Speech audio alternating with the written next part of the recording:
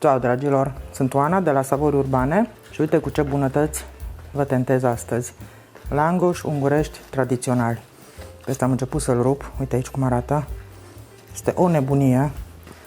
Marginea e ușor crocantă, miezul e moale. Așa trebuie să atârne un langoș, da? Nu e disc de aruncat. Se pronunță langoș, nu langoș. Nu-i turtă, nu-i scovargă, se face dintr-un aluat mult mai moale decât pâinea. E un produs tradițional unguresc care a ajuns celebru la nivel mondial și pe care noi la Arad îl știm din copilărie că îl făceau și bunicii, și străbunicii și străbunicii noștri. Și o să vă arăt acum toată rețeta cu micile ei secrete, să zic, care bineînțeles că nu mai sunt secrete în moment ce vi le prezentăm, de la consistența aluatului, cât de moale trebuie să fie, porționarea lui, modelarea, să vedeți cum se fac în mână, nu cu sucitor, nu așa, prăjirea, la ce temperatură și în cât ulei. Na, rămâneți cu noi și acum trebuie neapărat să gust un pic. Și aici ce vedeți, e servirea tradițională a langoșului, dar o să vă las surpriză la final, ca să vedeți cum se mănâncă un langoș adevărat. La treabă! Pentru aluatul de langoș ungurești, se pronunță langoș, nu langoș, că în maghiară se pune accentul pe prima silabă, langoș. Vine de la lang, de la flacără, un produs care are contact cu focul, cum ar fi. Avem nevoie de făină, drojdie, sare, zahăr și lichid. Lichidul poate fi apă, lapte sau apă și lapte în părți egale. Sunt multe rețete de langoș, dar noi pe aia tradițională ungurească vă prezentăm, și anume din experiență, din familie, pentru că avem familii mixte. Am avut străbunici și bunici și părinți unii maghiari. Varianta cu 50-50 lapte și apă e cea mai reușită. Făina trebuie să fie ca de pâine, făina pentru pizza. Am fiind vorba de un produs unguresc, bineînțeles că v-aș recomanda făina ungurească, tot cum loși. La fel de bună e făina Manitoba, tip Manitoba italiană. Pentru că asta dă o structură și o pufoșenie fantastică tuturor dospiturilor. Fie că e pizza focaccia, gogoș, cozonac sau langoș. Calculăm câte 100 de grame de făină pentru fiecare bucată de langoș pe care dorim să o facem. Da? Dacă suntem 6 în familie și vrem numai 6 langoși să facem aluat din 600 de făină. Noi o să facem dintr-un kg 200, adică 12 langoși. La 1200 de grame sau 1 kg 200 de făină am nevoie de 375 de ml de apă caldă, 375 de ml de lapte călduț, de 50 de grame de drojdie proaspătă sau 14 grame uscată, 30 de grame de sare și 30 de grame de zahăr. Foarte simplu se lucrează. Aluatul de langoș nu este aluat de pâine, asta spun pentru că multă lume face confuzie. Când vede pozele noastre cu langoș, încep că-s turte, că-s scovergi, că tot felul. Nu, langoș e langoș, turta e turtă, scovarga e scovargă. Aluatul de pâine e mult mai dens decât aluatul de langoș, o să vedeți consistența corectă a lui după ce-l fac. În bolul în care frământăm, fie manual, fie cu robotul, am pus toată făina. O să creez o depresiune în centrul ei, așa, în care torn laptele, apa, vedeți, să fie călduțe suportabile pentru mână, să nu ne omorâm drojdia. Zahărul pun acum, cu sarea mai stăm. Și drojdia, dacă e proaspătă, o fărâmițez, dacă e uscată, o presar. Și cu o spatulă, foarte ușor, mișc aici un pic lichidele cu făina și cu drojdia și las totul nemișcat 5 minute în cazul drojdiei proaspete, 10 minute de activare pentru drojdia uscată. Pe urmă punem sarea, o să vedeți, și frământăm. Am montat cârligul special pentru aluaturi al robotului. Îi dau drumul la viteză medie și o să-i pun și sarea imediat, să nu ne împroaște pe aici. Punem așa în toate părțile. N-am vrut să intre în contact direct cu drojdia. 5-7 minute de frământare, un aluat moale, Dacă frământați cu mâna, vreo 20 de minute. Puteți bate la început cu lingura și pe urmă cu mâna. Dacă e cazul, punem și protecția să nu ne stropească cu făină peste tot. Așa arată după 7 minute de frământare. O să vă arăt consistența, ca să nu fiți disperați cu făina. Acum să știți că făină Manitoba găsiți în toate supermarketurile mari, de la diverse branduri. Și să vă imaginați că ei nu știu ce scumpe cât făina cealaltă. Iar făina ungurească și aia, noi în Arad o avem de mult. Dar în ideea în care folosiți făină de care eu nu știu și s-ar putea să nu aibă suficientă proteină și aluatul e mult mai subțire de atât, atunci mai puneți un pic de făină. Vă dați seama că noi am văzut rețeta asta făcută de sute de ori în casă, de bunici. Eu știu cum trebuie să fie aluatul, uite-l, așa. Pe de altă parte, dacă e făină foarte șmecheră, bine uscată și de calitate, mai puneți un pic de lichid. Asta e consistența aluatului de langoș. Uite, așa. Da? Și o să fie și mai moale după ce dospește. Deci, ne orientăm. Asta e o rețetă țărănească, nu e la gram. Noi v-am exprimat-o în grame și în mililitri clar ca să vă iasă. Dar vă orientați, cum am zis. Nici să nu vă curgă printre degete, dar nici aluat dens. Imediat îl strâng aici în mijloc cu spatula. Vedeți bine, nu are niciun strop de grăsime, nu se pune ulei în el. Și o să vedeți voi și de ce. Pentru că langoșii sunt un produs moale. Ei trebuie să fie rumeniți, dar moi. Nu au nimic crocant. Nu facem frisbee, discuri de alea de aruncat în parc. Ăla nu-i langoș. Ai turtă prăjită. Cum am zis, aranjez totul aici în mijloc. Dau jos de pe pereți, să nu am aluat care să se usuce. Așa. Acopăr cu plastic. Eu am căștile astea de duș speciale pentru aluaturi. Lăsăm la dospit până își dublează volumul. În funcție de temperatura ambientală poate dura 30 de minute, 45, 60, 75, 2 ore. Până se dublează. Revenim cu aluatul dospit. Aici ai aluatul dospit, aici Diana, care e specialista în langoș. Ea face mult mai des decât mine și ea o să vă arate cum se porționează aluatul, cum se modelează langoș și cum e cu marginea aia care trebuie să fie un pic mai groasă, așa mai departe. Eu o să fiu lângă ea și o să vă mai spun una alta pe lângă.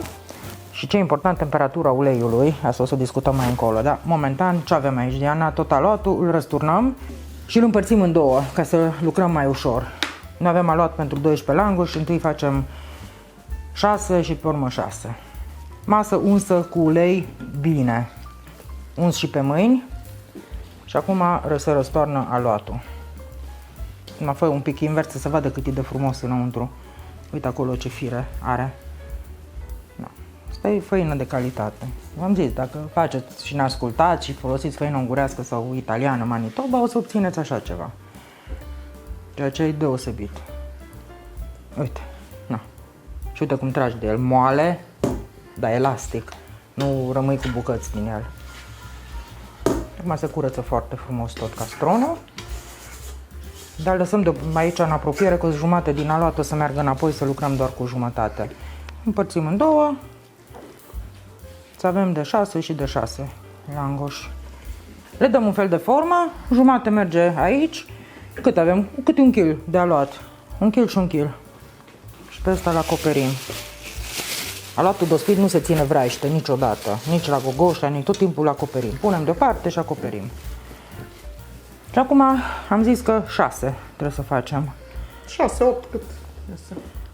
Da, depinde și de dimensiune. Avem tigaie foarte mare și adâncă.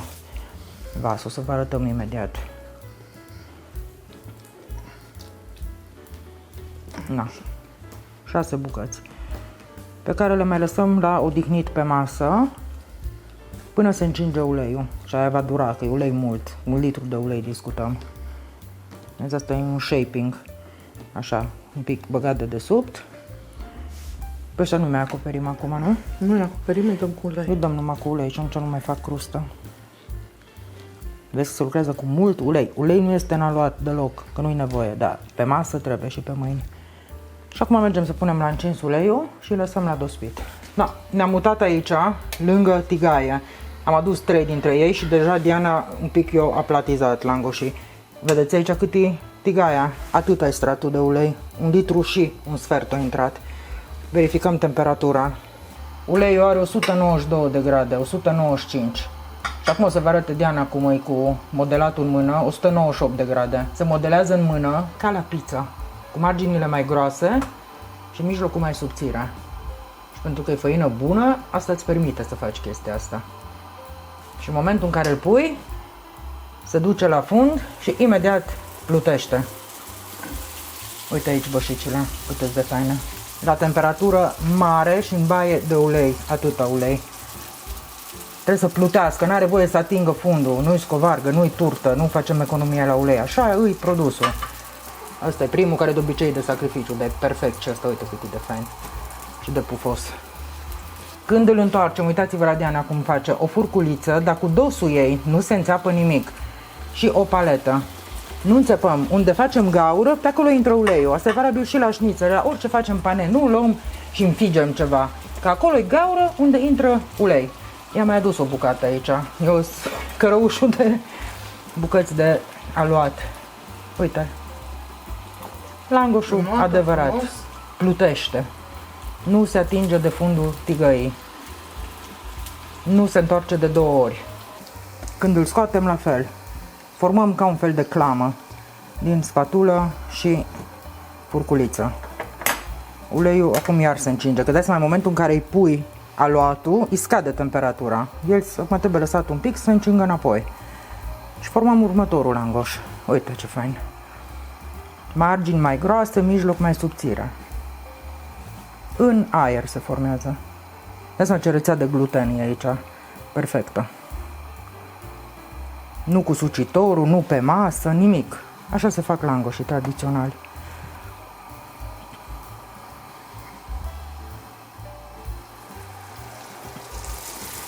Uite-l cum crește de frumos și se umflă.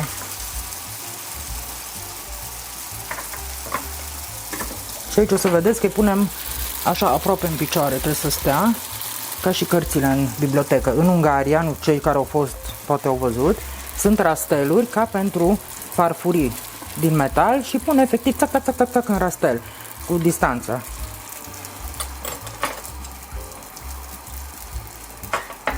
Uite ce bășicuță faină are. Foc mare de desubt, deci tigaia tot pe timpul e pe foc mare.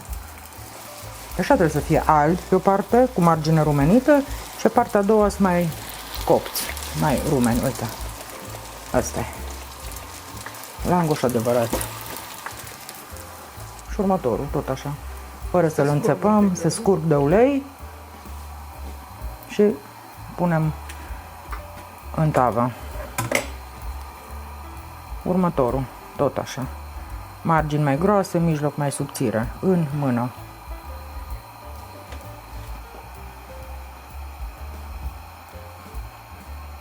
Vedeți să nu rupeți, să nu vă iasă degetele prin el. Mă face unul mai mare, cât tigaia aproape. Hai să vedem. Langoșul cel uriaș. Perfect. Dacă mai ai 2 bucăți, și le aduc acum.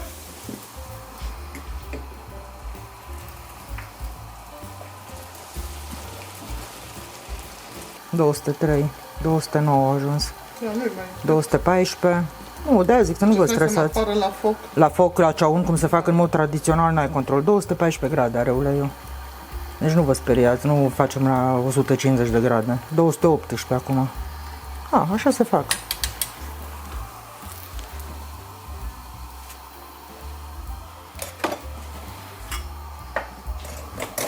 Mai avem 2 bucăți și pe urmă o să vă arătăm cum se mănâncă, cum se servesc musafirilor sau, mă rog, consumatorilor langoșii tradiționali ungurești. Mi-mi plac și numai cu sare, presărați sunt foarte buni. Dar o să vedeți că aici trebuie usturoi și smântână și cașcaval. O să vă arăt imediat.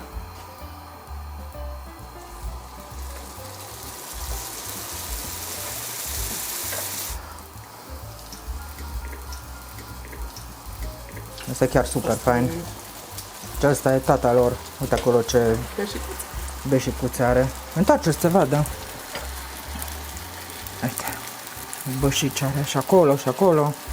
Și uleiul ăsta nu se depreciază, că nu are făină în el. Nu e o problemă că îți cade făină și se arde și așa mai departe.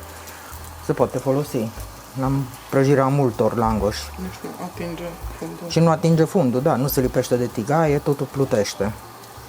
La un moment dat, când facem peste 10-12 bucăți, completăm cu ulei și lăsăm iar la încins. Minunat. Asta e de vis. Și ultimul din prima serie.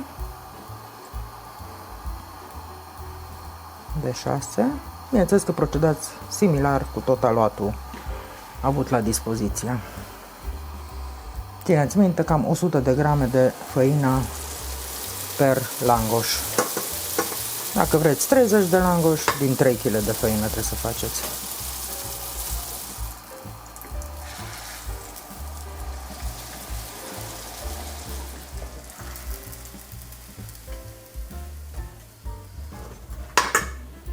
Na, ce spuneți de minunățile astea de langoș? Uite, aici sunt crocanți, la margine, în mijloc sunt moi. Așa, ăsta e langoșul adevărat.